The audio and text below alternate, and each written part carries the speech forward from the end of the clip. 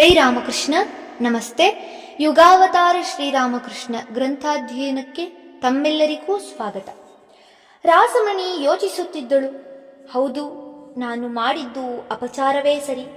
ಇಂಥ ಪವಿತ್ರವಾದ ಸನ್ನಿಧಿಯಲ್ಲಿ ಕುಳಿತಿರುವಾಗ, ಅದರಲ್ಲೂ ದೇವಿಯ ಅರ್ಚಕರು ಎದುರಿಗೇ ಕುಳಿತು ಭಕ್ತಿ ಪರವಶರಾಗಿ ಹಾಡುತ್ತಿರುವಾಗ, ನಾನು ಯಾವುದೋ ಯಕಶ್ಚಿತ್ ವಿಚಾರದ ಕಡೆಗೆ ಗಮನ ಹರಿಸಿದ್ದನಲ್ಲ. ನನಗೆ ತಕ್ಕ ಶಿಕ್ಷೆಯೇ ಆಯಿತು. ಆದರೆ ಎಲ್ಲರೆದುರಿಗೆ ಹೀಗಾಯಿತಲ್ಲ. ನಾಚಿಕೆ ಪಶ್ಚಾತ್ತಾಪಗಳಿಂದ ರಾಣಿ ಕುಗ್ಗಿ ಹೋದಳು. ಮರುಘಳಿಗೆಯೇ ಇನ್ನೊಂದು ಯೋಚನೆ.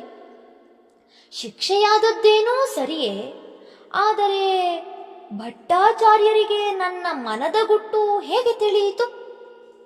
ಇಲ್ಲೂ ಅದೇ ಚಿಂತೆಯೇ ಎಂದು ಬಿಟ್ಟರಲ್ಲ. ಸಾಮಾನ್ಯರಿಗೆ ಇದು ಸಾಧ್ಯವೇ? ಅದೂ ಅಲ್ಲದೆ ಇವರೊಬ್ಬ ಸಾಧಾರಣ ವ್ಯಕ್ತಿಯಾಗಿದ್ದರೆ ನನ್ನ ಮೇಲೆ ಕೈ ಮಾಡುವ ದಾರ್ಷ್ಟ್ಯ ತೋರುತ್ತಿದ್ದರೆ? ಇಲ್ಲ ಇಲ್ಲ, ಖಂಡಿತವಾಗಿಯೂ ಜಗನ್ಮಾತೆಯೇ ಇವರ ಮೂಲಕ ನನ್ನನ್ನು ಶಿಕ್ಷಿಸಿದ್ದಾಳೆ, ಅದರಲ್ಲಿ ಸಂಶಯವಿಲ್ಲ. ಅತ್ತ ರಾಮಕೃಷ್ಣರು ಇವಳ ಮನಸ್ಸಿನಲ್ಲಿ ನಡೆಯುತ್ತಿರುವುದನ್ನೆಲ್ಲ ಕಾಣುತ್ತಿದ್ದರೋ ಎಂಬಂತೆ ತಮ್ಮಷ್ಟಕ್ಕೆ ಕಣ್ಣು ಮುಚ್ಚಿ ಕುಳಿತಿದ್ದಾರೆ.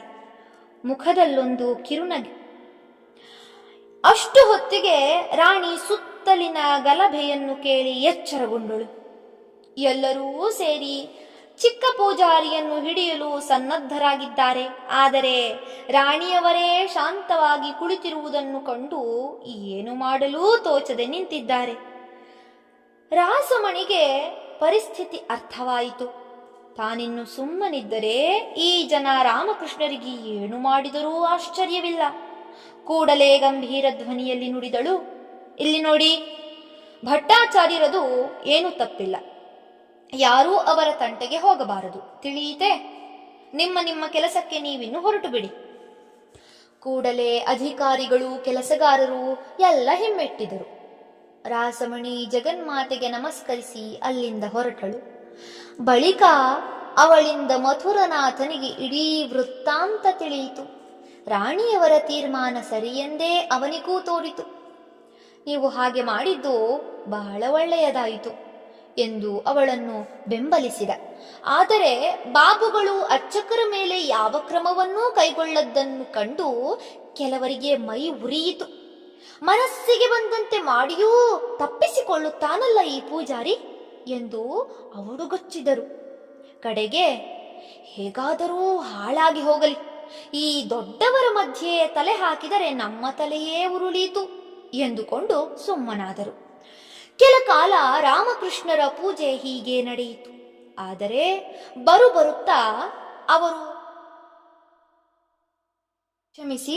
ಭಕ್ತ್ಯಾಧಿಕ್ಯದಿಂದಾಗಿ ಗಮನ ಕೊಡಲು ಅಸಮರ್ಥರಾದರು. ಅವರಿಗೂ ಈ ಬಗ್ಗೆ ಅರಿವಿದ್ದೇ ಇತ್ತು. ಅವರ ಈ ಸ್ಥಿತಿಯನ್ನು ಗಮನಿಸಿ ಮಥುರ ಚಿಂತೆಗೀಡಾಗಿದ್ದ. ಇದು ಯಾವುದೋ ದೈಹಿಕ ಬೇನೆಯ ಲಕ್ಷಣವಿರಬಹುದೇ, ಅಥವಾ ಅತಿಯಾದ ಸಾಧನೆಯಿಂದಾಗಿ ಬುದ್ಧಿ ಪಲ್ಲಟವಾಗಿದ್ದರೂ ಆಗಿರಬಹುದೇ. ಆದರೆ ಮಥುರ ಅವರ ಆಧ್ಯಾತ್ಮಿಕ ಶಕ್ತಿಯನ್ನೂ ಚೆನ್ನಾಗಿ ಅರಿತಿದ್ದ. ಆದ್ದರಿಂದ ಅವರ ವಿಚಿತ್ರ ವರ್ತನೆಗೆ ಸರಿಯಾದ ಕಾರಣವನ್ನು ಊಹಿಸಲಾರದವನಾದ. ಅವನು ಸ್ವಯಂ ರಾಮಕೃಷ್ಣರೊಂದಿಗೆ ಆಗಾಗ ಈ ಕುರಿತಾಗಿ ಚರ್ಚಿಸುತ್ತಿದ್ದ. ಮಥುರನಾದರೂ ಸಾಮಾನ್ಯನೇನಲ್ಲ, ಅವನು ಸಾಕಷ್ಟು ಬುದ್ಧಿವಂತ. ಆದರೆ ಅವನು ರಾಮಕೃಷ್ಣರನ್ನು ಅರಿಯಲು ಪ್ರಯತ್ನಿಸಿದಷ್ಟೂ ಅವರು ಇನ್ನಷ್ಟು ನಿಗೂಢರಾದರು. ದಿನಕ್ಕೂ ಅವರ ವರ್ತನೆ ಮತ್ತಷ್ಟು ವಿಚಿತ್ರವಾಯಿತು. ಒಂದು ದಿನ ಅವರು ತಮ್ಮೊಳಗೆ ಜಗನ್ಮಾತೆಯನ್ನು ಕಂಡು ತಾವೇ ಆಕೆಯ ಪೀಠದ ಮೇಲೆ ಕುಳಿತು ಬಿಟ್ಟರು. ಪೂಜಾ ಸಾಮಗ್ರಿಗಳನ್ನೆಲ್ಲ ಬಳಸಿಕೊಂಡು ತಮಗೆ ತಾವೇ ಪೂಜೆ, ಆರತಿ, ನೈವೇದ್ಯಗಳನ್ನು ಸಲ್ಲಿಸಿಕೊಂಡರು.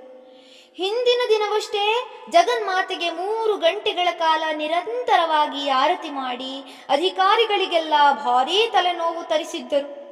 ಮತ್ತು ಅದಕ್ಕೆ 2 ದಿನಗಳ ಹಿಂದೆ ತಮಗೆ ದೇವಿಯ ನಿರಂತರ ದರ್ಶನವಾಗುತ್ತಿಲ್ಲವಲ್ಲ ಎಂಬ ದುಃಖದಿಂದ ಮುಖವನ್ನು ನೆಲಕ್ಕೆ ತಿಕ್ಕುತ್ತಾ ಹೃದಯ ವಿದ್ರಾವಕವಾಗಿ ಅತ್ತು ಜನ ನೆರೆಯುವಂತೆ ಮಾಡಿದ್ದರು. ಇಂತಹ ಘಟನೆಗಳು ಇನ್ನೆಷ್ಟೋ. ರಾಸಮಣಿಗೆ ಅವರು ಶಿಕ್ಷೆ ನೀಡಿದ ಘಟನೆಯಾದ ಮೇಲೆ ಇಂಥವು ಇನ್ನೂ ಹೆಚ್ಚಾದವು. ಇದನ್ನೆಲ್ಲ ಪ್ರತಿದಿನವೂ ನೋಡುತ್ತಾ ಮಥುರನಿಗೆ ಅನ್ನಿಸಿತ್ತು, ಬಹುಶಃ ಅತಿಯಾದ ಸಾಧನೆಯಿಂದ ಇವರ ನರಮಂಡಲದಲ್ಲಿ ಅಥವಾ ಇಡೀ ಶರೀರದಲ್ಲಿ ಏನೋ ಹೆಚ್ಚು ಕಡಿಮೆಯಾಗಿದೆ ಎಂದು. ಆದರೆ ಇಷ್ಟಾದರೂ ಅವರ ಬಗ್ಗೆ ಅವನ ಪ್ರೀತಿ, ಗೌರವ, ಭಕ್ತಿ ಮಾತ್ರ ಒಂದಿನಿತೂ ಕಡಿಮೆಯಾಗಲಿಲ್ಲ. ಅವರಿಗೇನು ಬೇಕಾಗಬಹುದೆಂದು ತನಗೆ ಅನ್ನಿಸುತ್ತಿತ್ತೋ ಅದನ್ನೂ ತಂದೊದಗಿಸುತ್ತಿದ್ದ. ಉದಾಹರಣೆಗೆ, ಅವರ ಶರೀರವು ವಾತ ಪ್ರಧಾನವಾದದ್ದು ಎಂದು ಅರಿತು ಅವರಿಗೆ ಪ್ರತಿದಿನವೂ ಕಲ್ಲು ಸಕ್ಕರೆ ಪಾನಕ ಕುಡಿಸುವ ವ್ಯವಸ್ಥೆ ಮಾಡಿಸಿದ. ಕಲ್ಕತ್ತದ ಪ್ರಸಿದ್ಧ ವೈದ್ಯನಾದ ಗಂಗಾಪ್ರಸಾದ ಸೇನನ ಕೈಯಲ್ಲಿ ಅವರಿಗೆ ಚಿಕಿತ್ಸೆ ಪ್ರಾರಂಭಿಸಿದ. ಅಲ್ಲದೆ ಅವರು ಭಕ್ತಿಯ ಆವೇಶದಲ್ಲಿರುವಾಗ ಅವರಿಗೆ ತೊಂದರೆಯಾಗಬಹುದೆಂದು ಭಾವಿಸಿ ಅಂತಹ ಸನ್ನಿವೇಶದಿಂದಲೂ ಅವರನ್ನು ರಕ್ಷಿಸಲು ತಾನೇ ಸನ್ನದ್ಧನಾಗಿರುತ್ತಿದ್ದ. ಇದಕ್ಕೊಂದು ಉದಾಹರಣೆಯೂ ಇದೆ.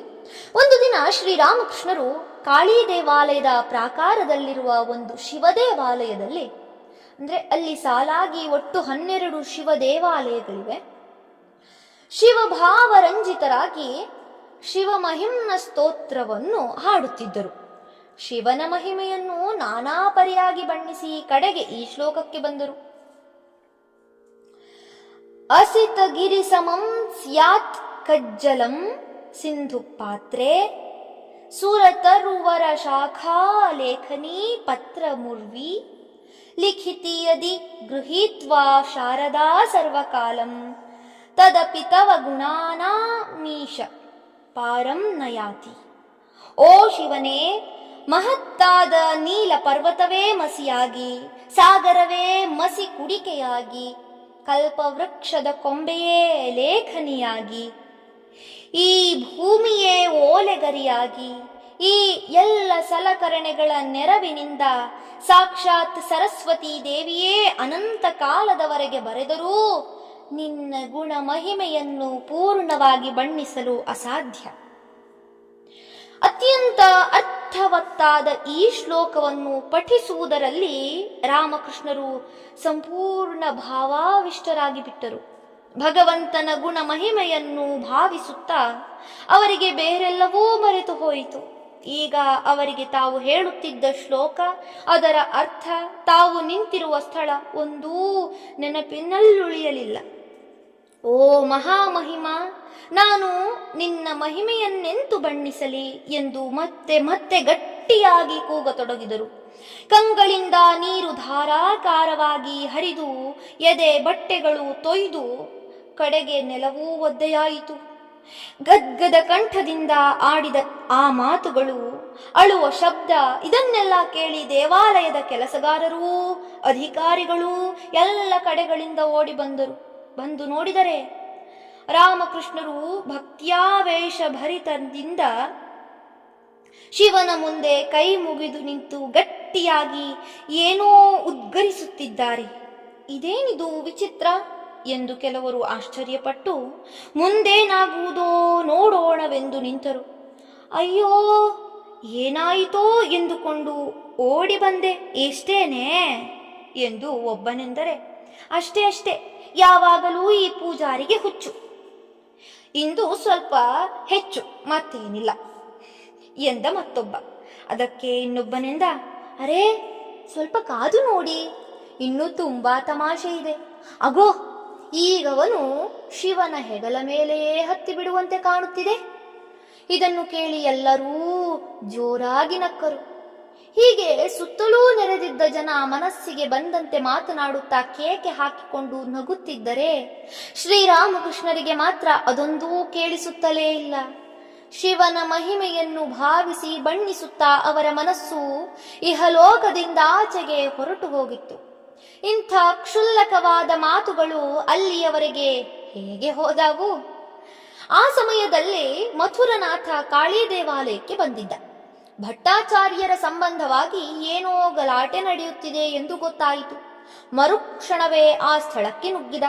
ಕೂಡಲೇ ಸದ್ದೆಲ್ಲ ಅಡಗಿ ಹೋಯಿತು. ಅಧಿಕಾರಿಗಳು ಗೌರವದಿಂದ ಬದಿಗೆ ಸರಿದು ದಾರಿ ಮಾಡಿಕೊಟ್ಟರು. ಮಥುರ ಮುಂದೆ ಬಂದು ನಿಂತ. ರಾಮಕೃಷ್ಣರ ಆ ದಿವ್ಯ ಭಾವವನ್ನು ಕಂಡು ರೋಮಾಂಚನಗೊಂಡ. ಮಥುರ ಬಾಬು ಮಾತಿಲ್ಲದೆ ಅವರನ್ನೇ ದಿಟ್ಟಿಸುವುದನ್ನು ಕಂಡು ಒಬ್ಬ ನುಡಿದ, ಬಾಬುಗಳೇ, ಭಟ್ಟಾಚಾರ್ಯರನ್ನು ಬಲವಂತವಾಗಿ ಎಳೆದು ತರುವುದೊಂದೇ ಉಪಾಯವೆಂದು ಕಾಣುತ್ತದೆ.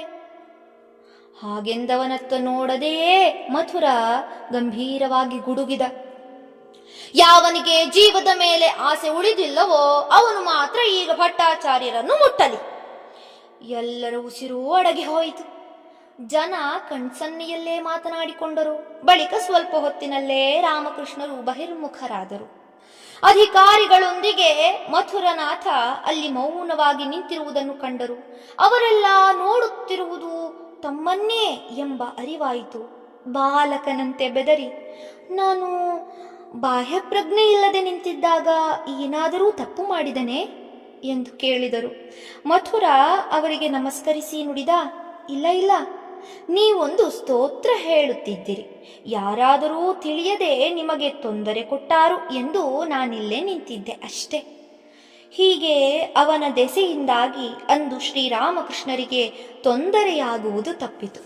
ಮಥುರ ಬಾಬು ಅಲ್ಲಿಂದ ಹೊರಟ ಮೇಲೆಯೇ ನೆರೆದಿದ್ದ ಜನರೆಲ್ಲ ಉಸಿರು ಬಿಟ್ಟದ್ದು. ಧನ್ಯವಾದಗಳು. ಇಂದಿಗೆ ಅಧ್ಯಾಯ 27 ಸಂಪೂರ್ಣವಾಯಿತು. ಮುಂದಿನ ಸಂಚಿಕೆಯಲ್ಲಿ ಹೊಸ ಅಧ್ಯಾಯವನ್ನ ಪ್ರಾರಂಭಿಸೋಣ. ಓಂ ಶಾಂತಿ ಶಾಂತಿ ಶಾಂತಿ. ಹರಿ ಓಂ ತತ್ಸತ್. ಶ್ರೀರಾಮಕೃಷ್ಣಾರ್ಪಣಮಸ್ತು. ಸರ್ವೇ ಜನ ಸುಖಿನೋ ಭವಂತು. ಜೈ ಶ್ರೀಮಾತಾ.